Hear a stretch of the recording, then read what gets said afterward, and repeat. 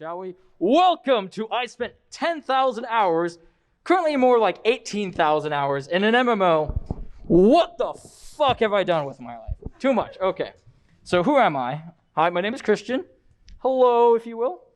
All I really did for this panel is not know where my goddamn cursor is, apparently, and play one game for a very long time.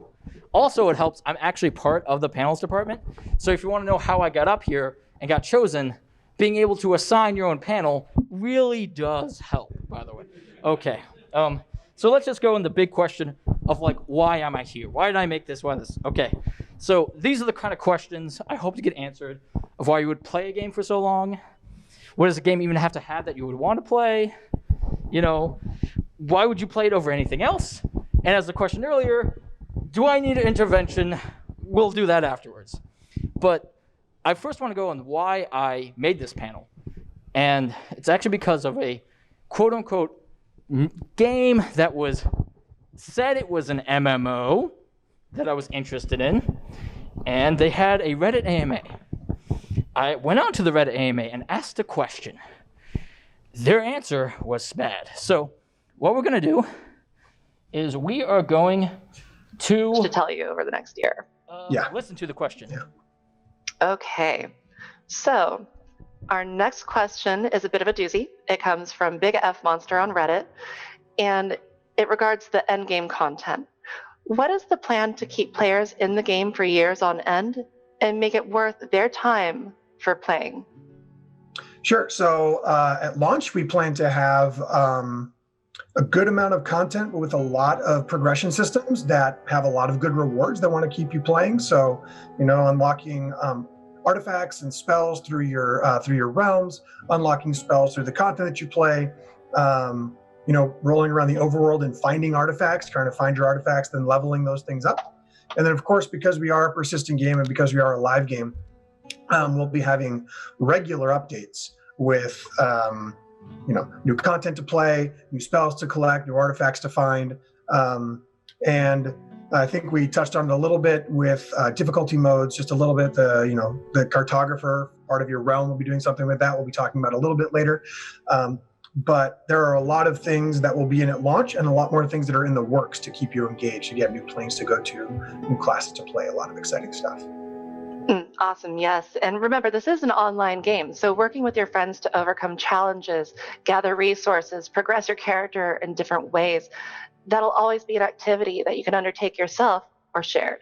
So there'll be a lot to do. Our next Okay, so that was the question, that was the answer. Just from that, what do you think was the reason they gave? Just anyone? What do you think what was the actual reason? It was like, hey, this was my question. What do you think was their answer? Like the actual reasoning they gave? Figure it out for yourself. Nothing? What? Figure it out for yourself? Do the same thing you're doing the end game part of that. All right. You kind of agree that was kind of meh answer? Well, first of all, that question wasn't my full question. This was my full question that they edited down, which is the first part, vital part of over the years. I played a couple of MMOs to the point where I basically have everything. Maxed out characters of each class with the highest tier gear possible. Once you accomplish such a task, that's complete such a grind, you're done, right? Because you stop playing because you just have no reason to continue. So that's why my question was, why am I still playing after I completed your grind? And they completely failed because they talked about the grind. So that's why it's like, this is just bad. And that's why I made this panel. Because this is the kind of question I really want to answer. It's like, come on, why am I playing your game? So this is the simple answer. Like, there's a great GDS to talk about. The answer is autonomy, mastery, and relatedness. Boom, done, panel's done, right? Any questions? But there's actually a lot more to it, right? So let's just, hopefully I'll explain that afterwards, but let's actually talk about the game that I spent so much time in, years on it. This is half my life, right? Okay, it is. I put Guild Wars and Guild Wars 2. Yes, it's actually 2 games, but I'm putting it as one for, like, it actually matters in this as a, like, entire scenario because I put it in. So, because I have to actually talk about Guild Wars 1 first. I have to talk about where it began. All the way back in November of 2004, where I first found out about this game when I was still in high school, where I didn't look like this, and I had hair up here and not down here. Like, completely different. Still a fucking big, gigantic nerd, correct? All right. So, beginning, my first impressions. Yes, this computer. I had a friend. He was like, hey, there's a beta weekend. Come to my house. This was my brother's computer. I had to carry that fucking tower with 2 CD drives and 2 floppy disk drives for some reason down the, like, 2 blocks. And, like, we had, like, a LAN party, right? Like, an old school LAN party. It was just me, my friend, and my brother. We had, like, 2 PCs. We're going back on and off. Like, it was a fun weekend. We enjoyed the bugs that was in that beta. But we, like most MMOs, it's about the people you play with. And not every single game by itself can really have this experience, because this was initiated by a friend, not the game itself, okay? I think that's important to point out that a lot of this is just luck sometimes. That you just have a good experience. All right. But that's actually not why I bought the game.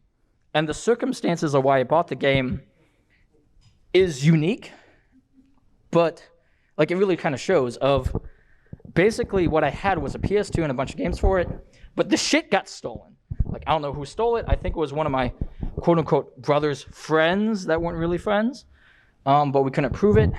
But I was left with nothing. I had my PC, but I really didn't have many games. But I could buy one game that I could play very long time and not get bored of. And oh my God, if this is a setup for you to get stuck in an MMO, I don't know what else is. Okay? So that's what happened. But actually before, I wish to discuss earlier about like why I picked this over anything else. So I'm going to talk about some other games I played in high school, and we're going to talk about the good and the bad about them. Now first, I'm going to go with Unreal Tournament. Great first-person shooter. This is one of the major like first-person shooters I played. I remember having so much fun in it, but like there's a reason why it didn't last for me. It turned out the end, I really think, is I don't like first-person shooters. In the end, I actually thought this game was so good. When I played other first-person shooters, they seemed like crap. Like, it's a fun play design with the different things. Oh, I actually loved Capture the Flag game modes, but in the end, you get one shot. Like, you can kill one shot, you get one shot. It's not fun. Second, Diablo 2. Not talking about Blizzard in its form, but just Diablo 2 back in high school. Like, it was fun. Like, I enjoy the play patterns of Diablo. It's simple to pick up. There's a ton of different classes. You can try different builds with it. But in the end, what ended up happening is like big RNG grind. How many of you have done something like I have and went on endless bail runs only to get nothing because someone was in front of you and got all the loot? That's not fun. That's not a good interaction. And at the end of the day, it's stuff like that of why I would put it down, because you need to get this RNG grind if you want to go from normal to nightmare to hell. And hell, it was truly hellish. All right, some other free-to-play MMOs. I only put this slide in this panel because of that first thing. Cabal Online has a kick-ass soundtrack, and anyone here who loves MAGFest should check it out. Like, that's it. I played it because I saw some kind of trailer for the game. It was kick-ass. Pick it out, and don't play the game. Simple as that. Do not play it. Keep it to the sound. Play other games while you listen to the soundtrack. But in the end, it was visually appealing, but not many people played this game in the first place. And so, like, dead game, like, you want to play with people. It was a dead game from the start. And I just put like a crappy level grind, which this next game also have Silk Road. But I played this game a lot more than Cabal. Oh God, I played this game a lot more. But the first positive point, which I put, is this is the first MMO. I found the guild, and I wanted to stay in that guild. Like, good people I want to hang out with, right? You know, this is like a big reason. And how social systems are implemented is vital for any of these games to stay alive. But Silk Road was so grindy in every single shape or form that it couldn't help itself of why I failed. But this is the weird thing. Like, this is the reason why I have PTSD. All the quests were go kill X number of Y things, to the point if there's a game, like, I could not pick up Black Desert Online because the first quest was go kill 10 wolves. And I literally just, oh God, no. I know where this is going. It's going to level up. I'm going to have to kill 15, then 20, then 30, then 50, and then 200, and then 500, and I'm done. But the actual reason I quit this game was not even because of that. It's because of the server issues. Everyone you may know about, like, New World launch or Final Fantasy XIV currently with its new expansion, how it is like server queues. This game didn't even have a server queue. You had a server where your character was locked to, and if you couldn't get in because the server was full, it would just say full server, try again. So you just click and try again, but it would be full. And so I literally stopped playing because I could not log in. There was no queue system. So you couldn't have an idea of like when you could log in. And like, oh my God, that's a problem. So let's actually talk about Guild Wars, which I ended up loving, and some of the systems, because a lot of these other MMOs are very grindy. Like, you grind for days, weeks for the max level. This one, fucking 20. You get in a week if you're casual. You get in a day. Like, levels mean nothing. Sure, you get some skill points after get, like, XP, whatever. The game is not about levels. The game is even not about gear grind. Like, what I have here is a list of 2 sets of endgame gear, but they cost different amounts. Like, one's like, yeah, kind of cheap, and the other one's very, like, 15 times more expensive. All it is looks different. So you can tell of like, hey, we're not here. Well, you don't have to spend your time to get the best gear. You're spending time to look fancy. That's what, yes!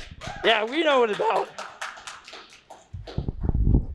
Build selection. This will actually, I think a lot of these games, like even like Diablo 2, like ton of different classes, ton of different builds. This game, you had classes and then a subclass. Like, the game started with 6 classes. You could pick one as your main, one as your sub, have skills from both. You can only choose 8. It was kind of like deck building. And oh my God, I was into Magic the Gathering for way too goddamn long. So I let's just say I like deck building. And this is the kind of systems that, like, you can spend a lot of time on, because you're not playing in the same way, right? You can keep on playing, but you're not actually playing the same exact models and stuff. So, and just different game modes in general. I kind of listed a bunch of crap, but oh my God, I played a lot of PvP back in high school. Like the 4v4, the 8v8, these Hall of Heroes. Like, the whole fact they had different skills that was only useful in one game mode, but you understood why it was useful in that game mode, really didn't make it. So you had a ton of skills. A lot of them you felt like you didn't use, but if you played a different game mode, you may have not usually played. It was amazing. Oh my God. Shields Up was like this crappy warrior skill. It's like, what, blocks ranged attacks? And then there was some meta ranger build. There's like, oh, we're going to 6 rangers. We're gonna kill. Then you cast 1 skill, and it completely destroys them. It was so good. Oh my God, the meta was amazing. I loved it. But like, this is the reason why I kept on going back to Guild Wars over other things as I played back in high school of, yes, active community. This second line is so big, and games still have this, is being to play with anyone. No server separation.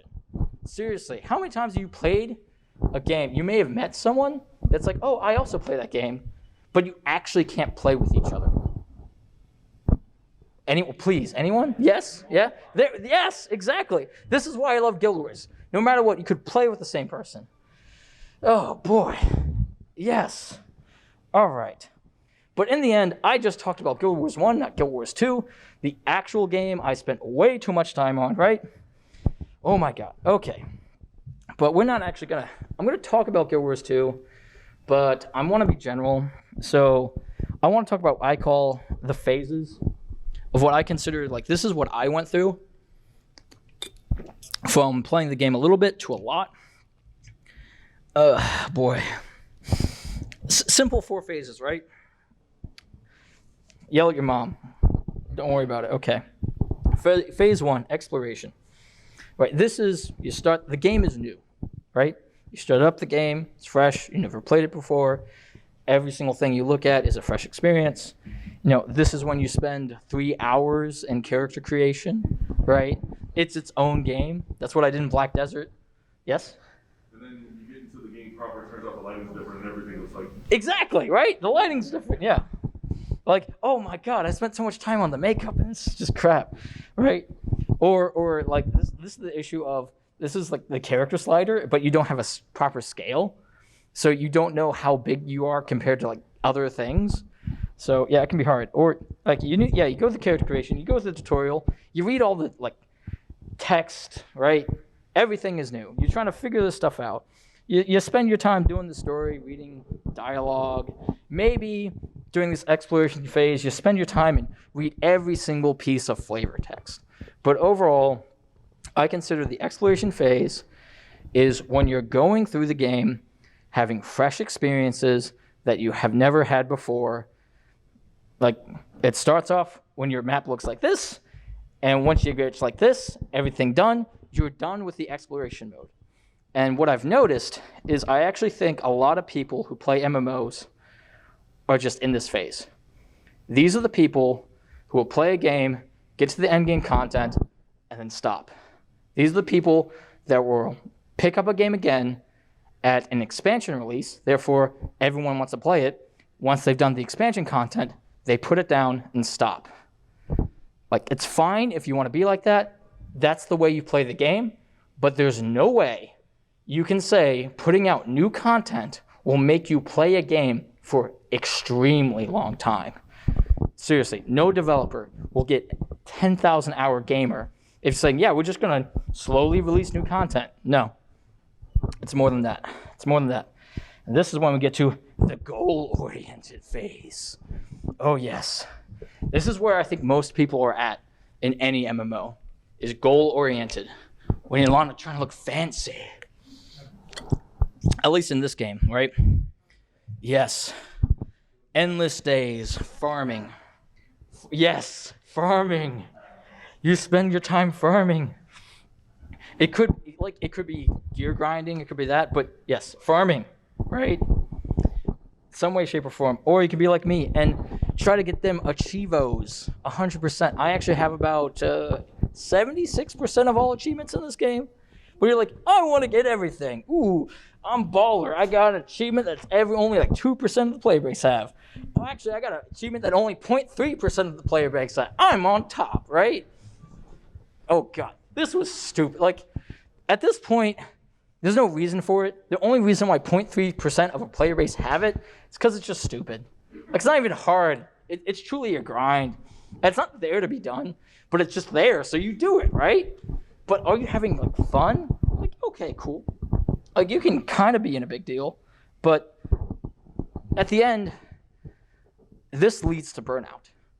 Like, I really do think if you get stuck in phase 2, this is when you kind of spend your time completing a big goal, and then once you completed the goal, you also end up done. Because, like, the first phase is you did all the content and you're done. This is, I'm going to spend so much time on some big goal. You then realize after completing the goal that that's the only reason you played the game, and you're done because you have no reason to log in anymore because you completed the goal. So the next two phases is, I think, really where people actually spend 10,000 hours. And the first one is community, right? You agree, right? Community. This game was called Guild Wars. There's guilds in it, right? Oh my God. Surprisingly, to quote, mentioned, like they talked about playing with your friends, which is important, but the issue with that game, Magic Legends, and why it failed is you could only play with 2 other people. Like, it actually wasn't that, it wasn't, like, it's something cool you could play with a friend, but it wasn't massive. Like, certain in-depth systems of community is very important to have in the game. And I think Guild Wars 2 did good by, you can be in a guild, but you can be in multiple guilds. Can be up in the 5 guilds. This game design is good because if one group of friends fail, whether it be stop playing, or there's guild drama, there's always guild drama, oh my God, then you can choose to not play with them anymore, and you can continue playing with a different group that does not have the same issues. Or in my case, I have different groups to play with for different reasons. I have one guild that's just a trading guild. They're very high-end players. I have another guild that's a raiding guild. I have another guild we just do massive PvP in. And I have the last guild is actually a Twitch guild. Like, it's a bunch of Twitch streamers and do big community events. But that's good. Like, but this is kind of basic, right? Like, I think a lot of games have some kind of guild, clan system or something like that. I think it comes down to in-game mechanics and the way you overall community interacts, in a sense of what kind of interaction do you have with any given person that you may only interact with once? And is it positive or negative? Right? And Magic Legends was bad. This is what happened in the game. Every single person was solid. They could body block you. Yes, I heard that. Like, if that could happen, that is a simple thing of I could not interact with an NPC because too many people were talking to an NPC. Like, this is simple game mechanics. And if you screw it up, we're not going to play your game for that long. And what I posted here is just someone resurrecting me. They get XP for resurrecting me. Just the fact that you can develop a game and try to say, hey, you're going to be rewarded for just being a kind player is positive interactions. Or positive interactions with working together. Like, let's just say everyone has shared loot instead of old MMOs where, like, it would be this first hit or last hit. Oh my God, this is why I actually left Cabal. Like, Cabal had a weird system of whoever hit first, you got the loot. But this one, when everything's shared, everyone has their own loot tables, you actually want more things because there's events. The more people there, the more mobs that spawn, more loot for everyone. Oh my God, you actually want to work with people to do things. Like, this is so big. And I've played so many games where it's like, doesn't do that. Why? I don't get it. But it sounds so basic, and yet somehow developers mess this up. And but to go even beyond this, you have to have some kind of community that will bring you back to the game, even if you really don't play. And this is what I'm going to an organization I've helped out with called Gamers Giving Back. This is when you just do silly shit, okay? Who has not spent your time just doing silly shit in game? This event is called the Quag and Waddle. It's part of Pink Day in LA. Look at that art. It is a cute, so amazing art. But yeah, we transform into these like amphibious creatures called quaggan. They're pink. It's a breast cancer fundraiser, but you just walk around like this. That's all it is. It's all it is. It's just silly and it's fun. But this event has been going on since Guild Wars 1, and being a part of it, I realized there are people that just come back to play the game just for this. And this is one of the point where you may not actually spend thousands of hours in the game, but it will always be a part of you. And this kind of goes with the next little story I kind of go with. which is similar to the last one, which is a fundraiser, but like just being a part of the game, right? This was a friend of mine who, God, I hate this story, by the way. I hate it because it's only in America, which is they had cancer, she needed surgery, fucking medical bills. But the fact that the community as a whole helped out of like, hey, it wasn't even them that organized it. It was another streamer who did this. He got a ton of other streamers like, hey, we're going to do it all at once. We picked a day. Well, I'm going to stream. Going to raise money for them. It was amazing. And I kind of just want to share, God damn it, I need to exit, their thank you video, because if I do this right, there we go. Yeah, this is them. God damn it. Hi guys! Okay. It's Merrick. And Junie. We're both proud, longtime players of Guild Wars 2 and streamers on Twitch. On September 18th, our friend Roy and the Guild Wars 2 streaming community put on the Junie Strong event. And we wanted to take a moment to thank everyone here personally for what ended up being one of the most incredible days of our entire lives. For those of you who may not know, back in July, my wife Junie was diagnosed with breast cancer. It was, as you can imagine, devastating news. We weren't able to work. I wasn't able to stream, and her life had pretty much become a series of doctor's appointments, scans, tests, and procedures. To make a long story short, we caught it early and the prognosis is great. The bad news is that Junie had to have surgery. We know she'll need hormone-blocking, cancer-preventative treatments for years to come, but we're hoping to rule out chemotherapy. We're crossing our fingers and we'll find that out this week.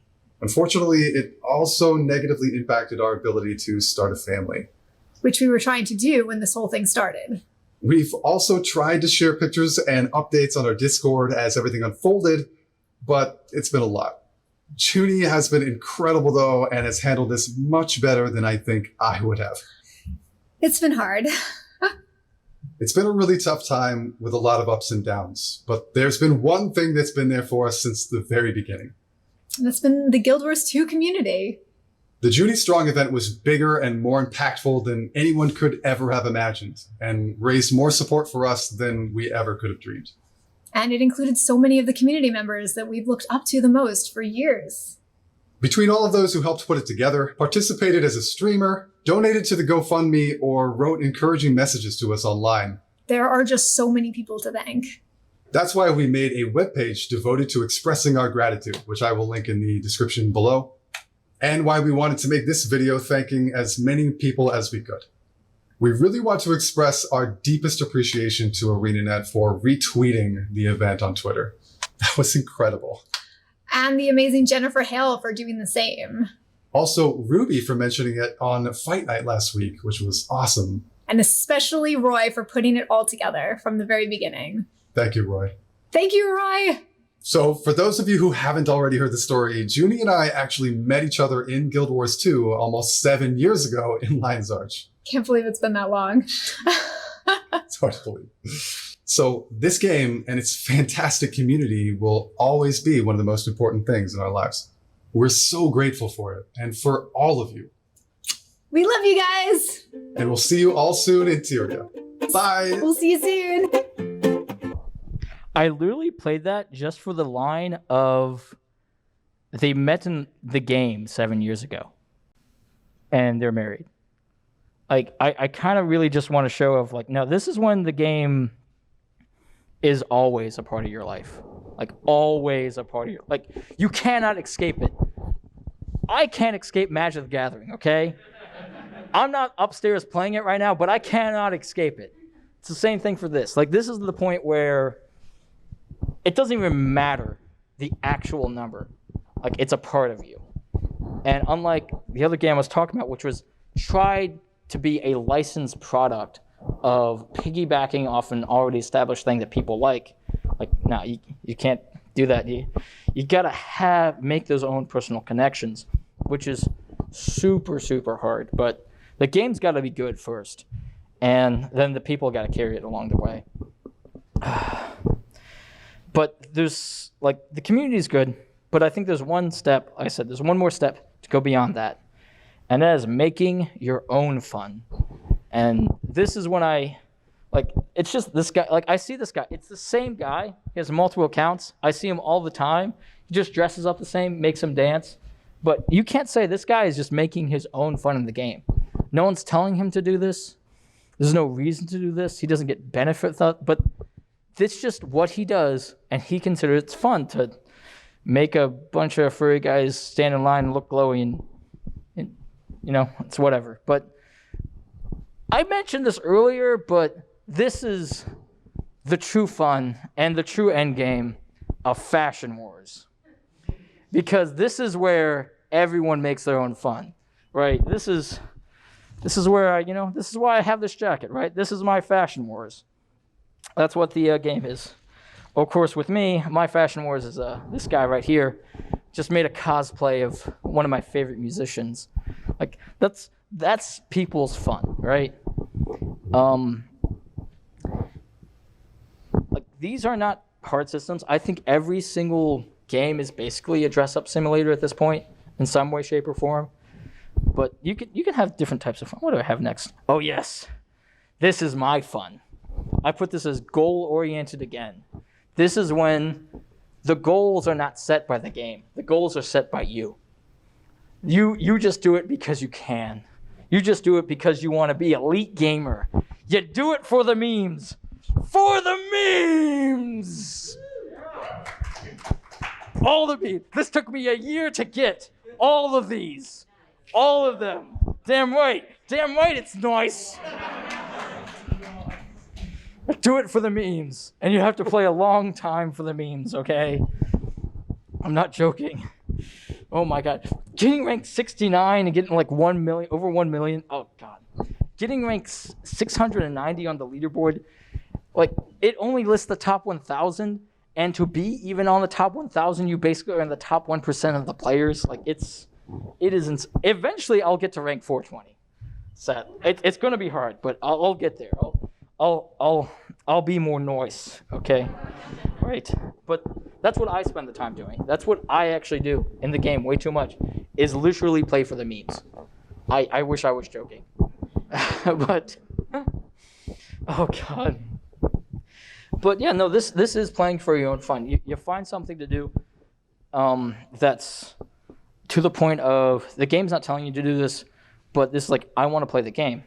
But there's like other reasons. The other games, the other people I actually end to play with, this is their fun. I am with the spreadsheet nerds. Yes, I heard that groan.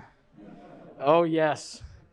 I am with the friends that spend their times looking at spreadsheets, crunching numbers, trying to find profit.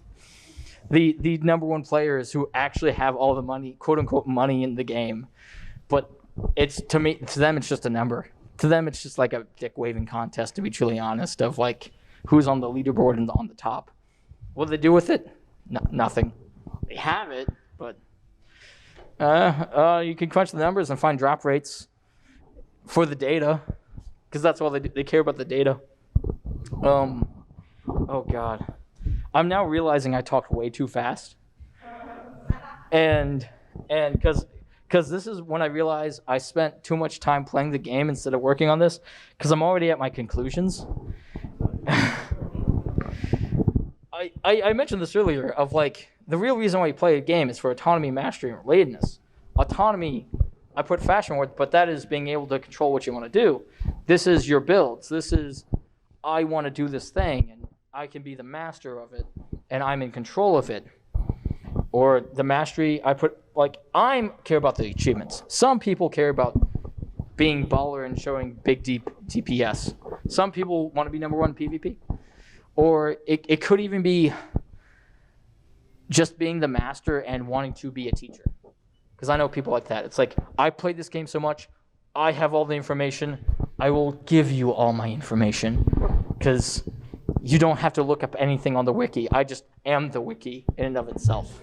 Right? And relatedness. This is the community aspect. And you can actually be related, like actually not be part of community, but still related if you know who you are in the game and how you interact with people. But it still requires a community to do so. I feel like I should have added a lot more to this, but I also realized I just talked way too goddamn fast.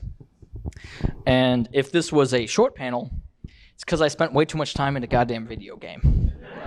So we're actually going to go to questions. Yeah. I don't know, you can grab this mic if you actually want it, or I'll repeat the question. Yes. Bald guy, that's also me. What? Yeah, you. Yeah, exactly. So like 18,000 hours for a while. Yes, 18,000. So my question for you is, like, because obviously you really enjoy Guild Wars 2. Sure. But do you ever even check out side games? Or Do I check out other MMOs? So this goes back when I mentioned Silk Road Online. Black Desert Online, I'm not joking when I said I did not get past the first quest that told me to kill 10 wolves. I did not get past Final Fantasy XIV when a quest that told me to kill 3 ladybugs. What's the other stuff? Like, the catalyst was Magic Legends, which is just dead. So, yeah, I did not play New World at all. That is more because that's when you follow the game and you nope out before you even buy it. Like, some of it, it's you kind of check, like, you kind of in the sphere of things and you check them out of, like, what are the systems? And so I know of the games, but I see something about them that I will nope out of before even deciding to install. Like, Lost Ark was free on Steam for, like, a beta weekend. I started installing the game. I looked up stuff about the game. Then I decided to not finish installing the game. Yeah. Okay. Cape. Yeah.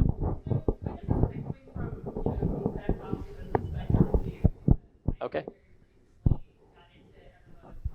Okay. And I guess I was wondering, like, what your thoughts are on making MMOs more accessible slash, like, being able to bring in, like, new people to play them, because I feel like for me, like, part of the game was, like, the social aspect, like, I'm a socially awkward nerd, and so I want to that. So. Part of it is, like, mechanically, it's weird and complicated. Like, my husband played Path of Exile. Yep. And showed me the skill tree, and it gave me a lot.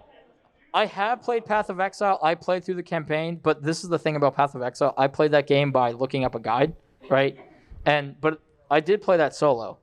But you're correct. Like, a lot of these games, including this one, has a lot of in-depth systems that are complicated, and I think it does. Those systems turn a lot of people off, right? And this is actually something I've like, how do you get new people? Because you end up being someone like me who teaches. But if you want to play with there's a GDC talk about loners and MMOs, of why people play themselves. Like, in this case, sometimes they talk to the new kid on the block, if, like, you're new to the game and you want to just play by yourself. Yeah, it's hard because you're right. It's meant, a lot of these games will have aspects that are meant to be social.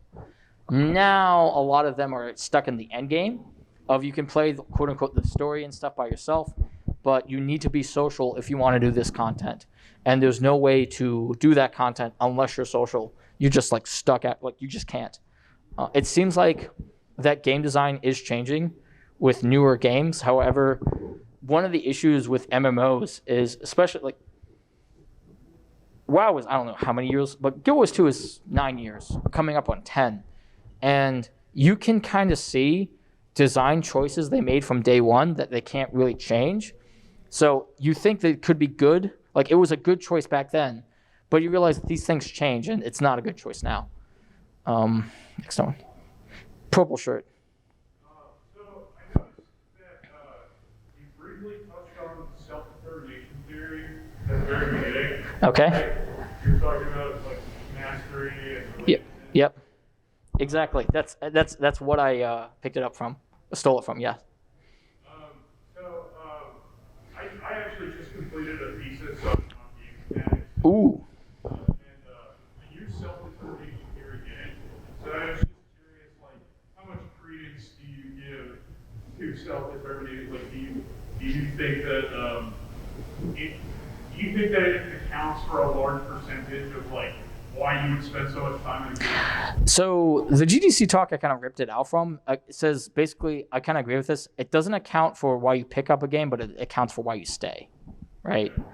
And the reason why I went through the phases is to show this transition, because each one of those phases is when I picked up the game and actually dropped it.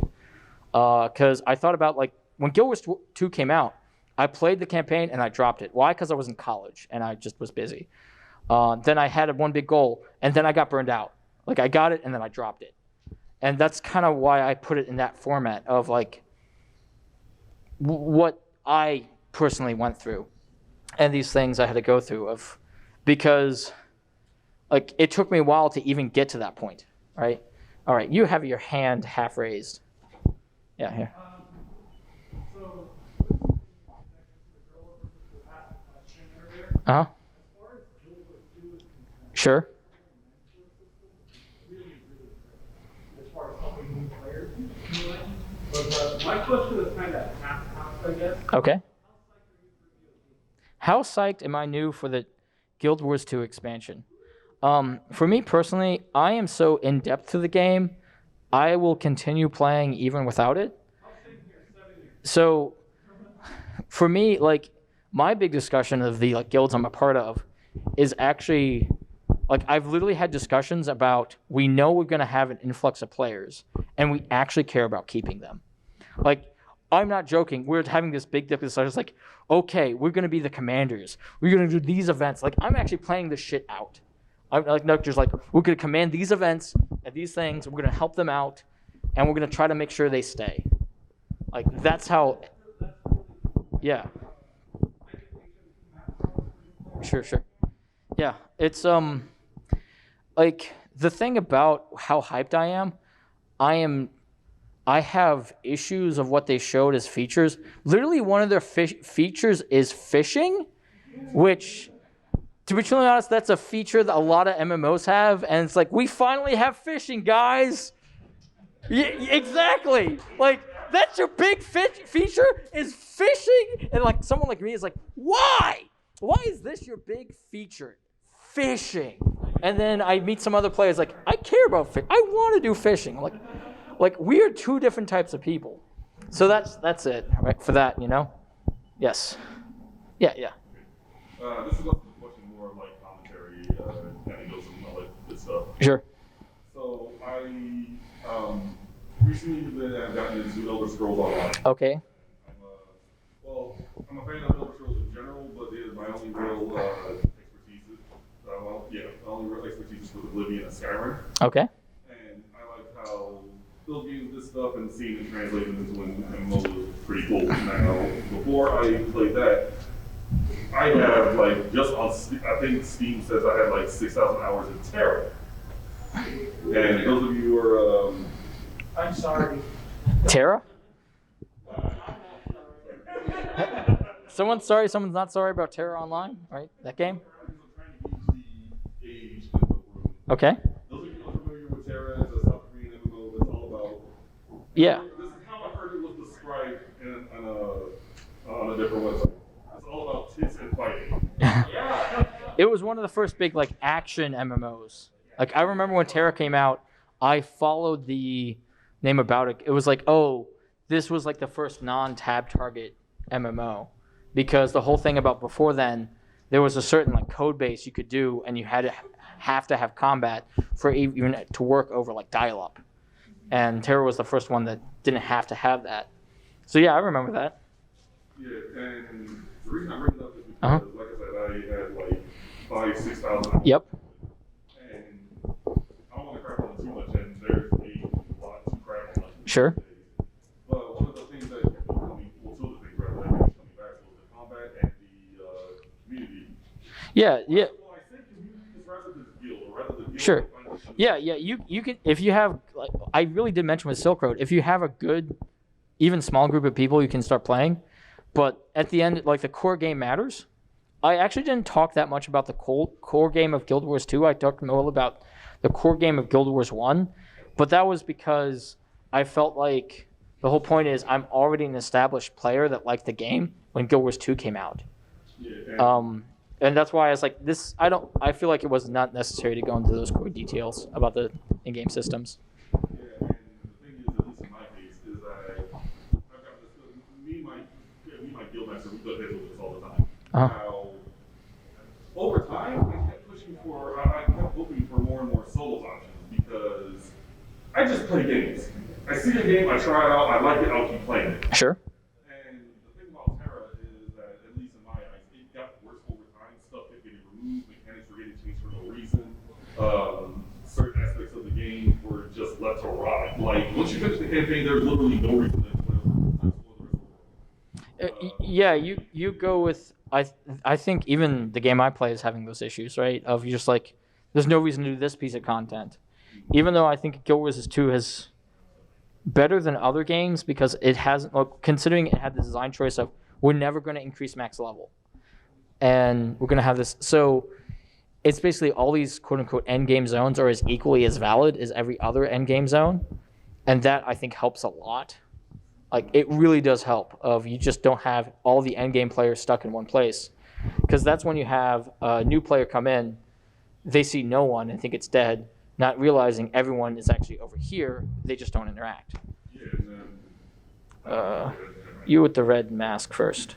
So, you're going over, like, economics. Yes, economics. And throughout the steps of it, how do you feel about the more sandbox, non-story-oriented MMOs, like, say, EVE Online, where all 4 of your steps are kind of congealed into one, Sure. and it's entirely economic-based?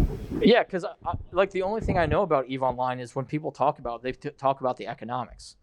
So, like, I wish, apparently one of my guildies of mine was interviewed for a study basically about in-game economics, and I wish the study was done. Like, this is actual like college study.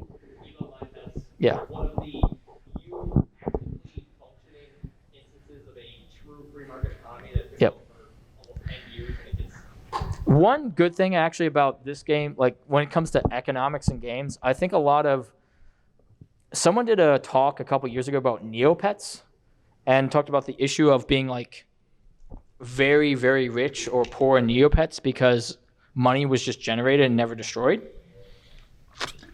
And the thing about this game, at least, of why I think the economics is so healthy is the taxes are insane.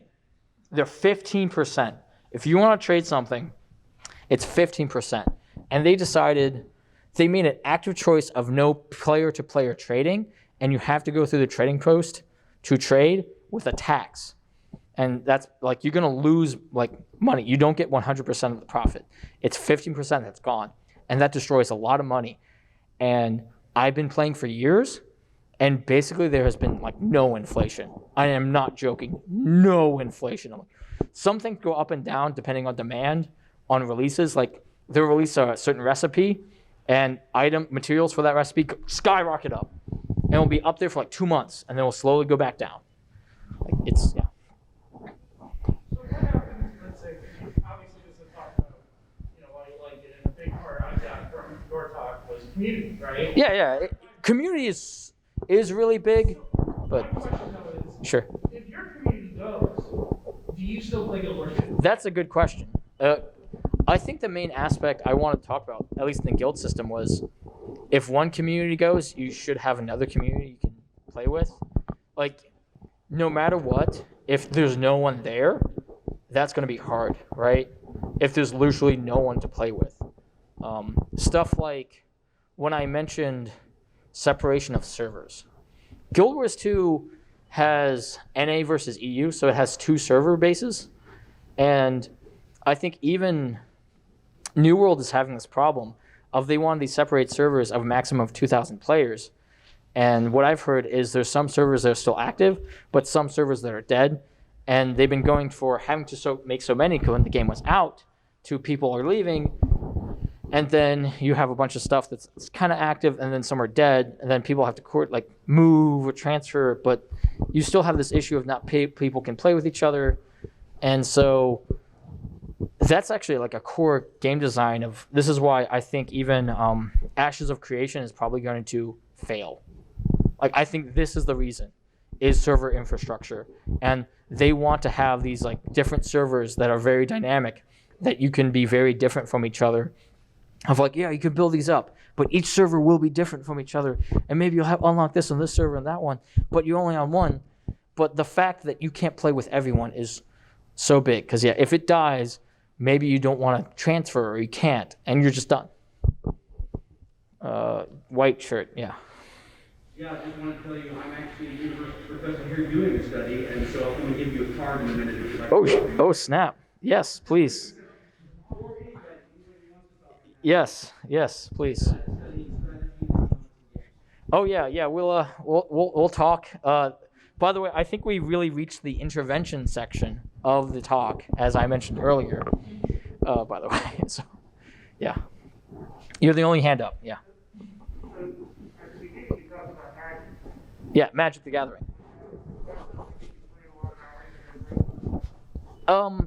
Yeah, I'll talk about it. So, actually, Magic. This is the game I actually played in high school. The original, I originally had a couple slides about it in this talk, because there's a lot of similarities of like active community, playing, deck building. Like, I can show parallels, and I kind of want to show that of like, hey, this is a paper game. It's not an MMO, right? But there's also online versions of it. The difference between me and Magic, at least now, is right. There was mentioned through other people of the game changing over the years, correct? And I think the difference with Magic is it has an endless grind. It's called Standard, that rotates every single year, right? And like, you get a cards, you like your cards, you build your decks, you really like this deck, and then come September, a new set comes out. These cards you like, half of them illegal now. And well, is it good? Then maybe I could play it in Modern. Well, no, Modern has all these other things, and your deck is too weak. And I'm like, but that's not fun. And then there's some formats that have good play patterns, and maybe you enjoy Legacy even. But then they release a card that breaks it, and then you're not having fun anymore. Maybe they fix it, maybe they don't. Like, there's a lot of that. For me, I think I've had too much experiences with that game, where basically I got to this point where I played so much, I really knew the game in depth and out. Like, I have Magic cards, they're very good decks, but I was this in between the spikiest of the spike players that want to just win, but I was too intense for the casual players that wanted fun. Basically, I couldn't, like the two major groups that play the game, I couldn't have fun with. Like, that's a lot of it. And it happens in MMOs. If a new player just wants to pick up rating and doesn't really care about the kills, and just wants to have fun with people, versus a lot of the hardcore people I play with that just care about getting their kills and getting the rewards for the day or the week, you're going to have a bad time. And this is where like toxicity actually comes, and people just start yelling of like, press your buttons, do the skills, get out of the red AoEs. But they don't know, because they haven't seen the boss before, and maybe they don't know the tells, right? Yeah.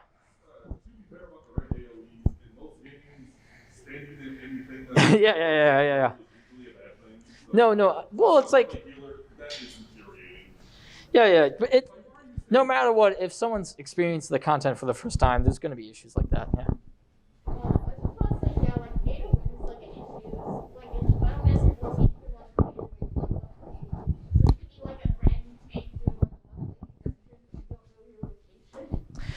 Oh, that's an interesting thing. I did not mention on pay to win.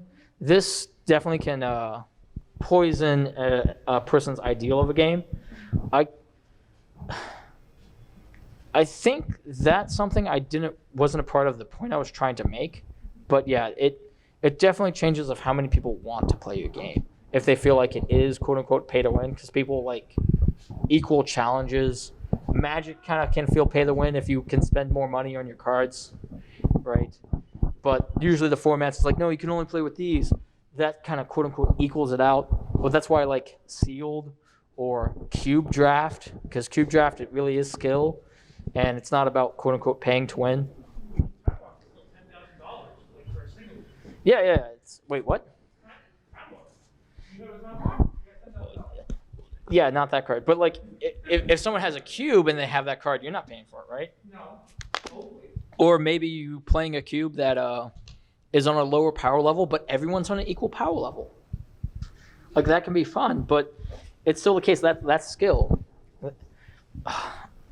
Magic is basically so many different games, but oh man, pay to win. Yeah, pay to win is more of a poison to these games, and it will separate communities. I actually think. Well, you'll either have states where all the people who paid are just facing each other in PvP because they just are higher depending on how the PvP is, so they're the only ones who see each other. It's very, very weird. Oh god. I was not ready to talk about that, really. Yeah. Yeah, go. No, yeah, you.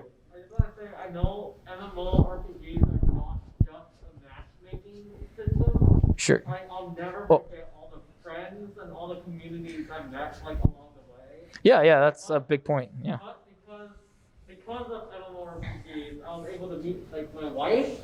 That's the point I was making earlier. And like we've gone through so many MMOs together, like Dragon's Nest, Dragon's got like Luria.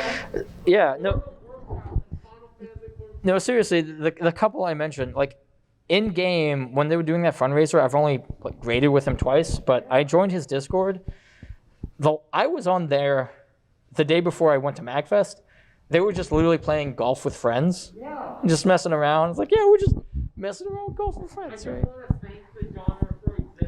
Oh yeah. To be able to meet my wife and like to be able to attend MAGFest together with the two of us, it's amazing. I love it. Yeah, obviously, I myself have never had that close of experience. There's only one person I've met through the game, and we kind of hanged out.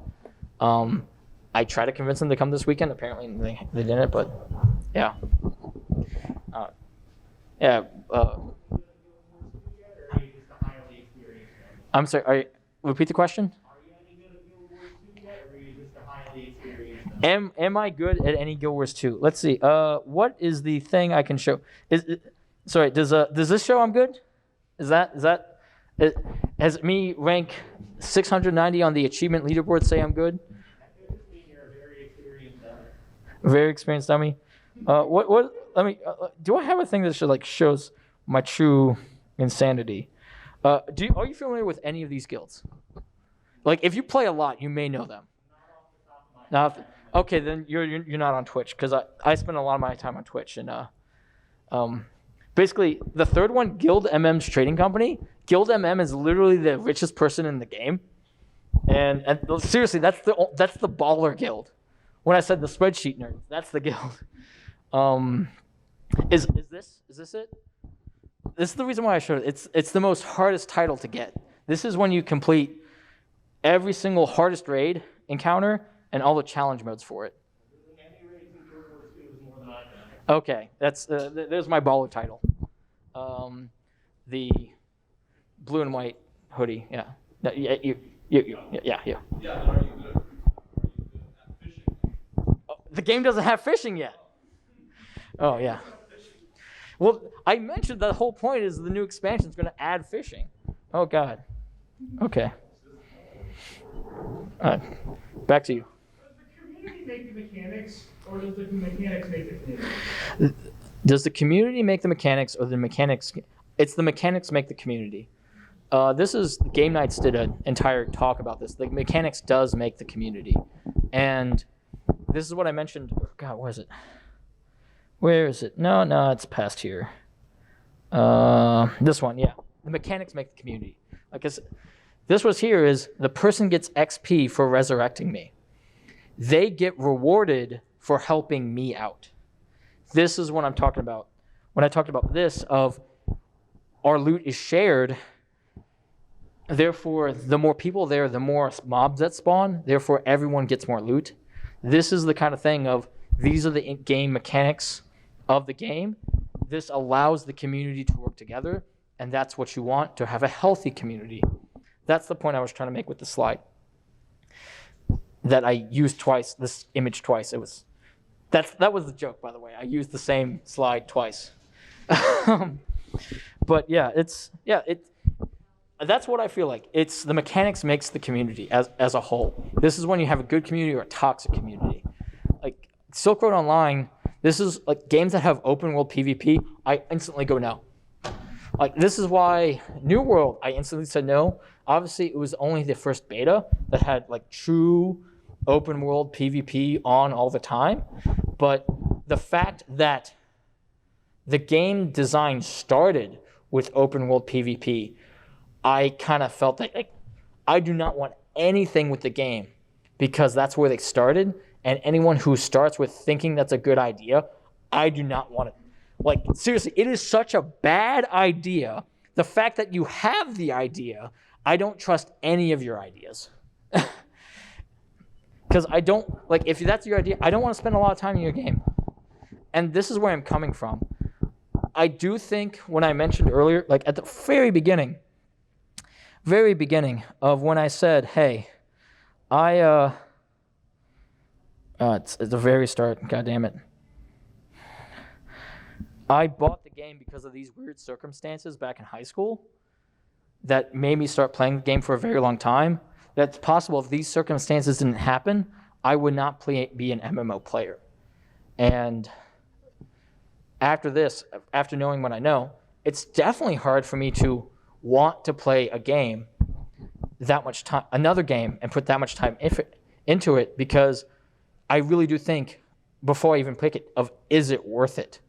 And oh boy, yeah, like I really do overanalyze this. That's why I mentioned there's a lot of these other MMOs I'm very aware of, but I nope out of before even playing. All right, I think with that, my official time is up. I have answered a lot of questions. We can continue talking and having the intervention if you want, but it is 5 o'clock. So thank you very much.